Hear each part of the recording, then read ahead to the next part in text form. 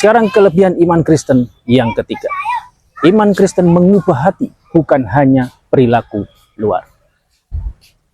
Kita coba lihat di dalam 2 Korintus 5 ayat 17. 2 Korintus 5 ayat 17 berkata, jadi siapa yang ada di dalam Kristus, ia adalah ciptaan baru. Yang lama sudah berlalu, sesungguhnya yang baru sudah datang.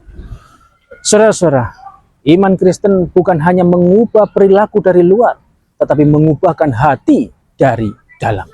Injil Kristus bekerja dari hati, menciptakan manusia baru dengan cara berpikir dan hidup yang baru. Satu contoh, seperti Rasul Paulus, yang awalnya dari pembenci Kristus, kemudian menjadi pelayan Kristus. Ini bukan perubahan moral, tapi lahir baru. Sekarang perhatikan kata-kata John Calvin berikut ini. Calvin berkata, perubahan ini bukan sekedar di permukaan, tetapi suatu pembaruan sejati dari seluruh keberadaan manusia yang berasal dari kuasa Roh Kudus. Itu kata Calvin. Di sini Calvin menekankan bahwa menjadi ciptaan baru bukan soal memperbaiki hidup secara moral atau kelihatan lebih baik secara sosial, melainkan tentang transformasi sejati dari dalam.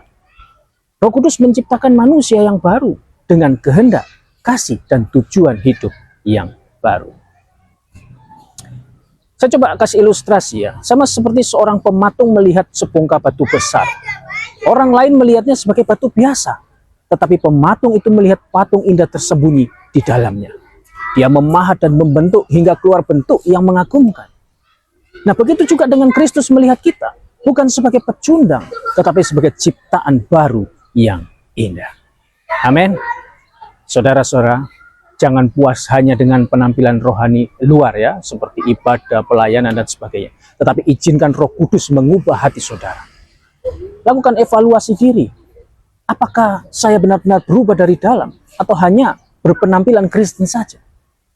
Kemudian berdoalah agar hidup saudara menunjukkan buah pertobatan sejati, bukan sekedar ritual luar.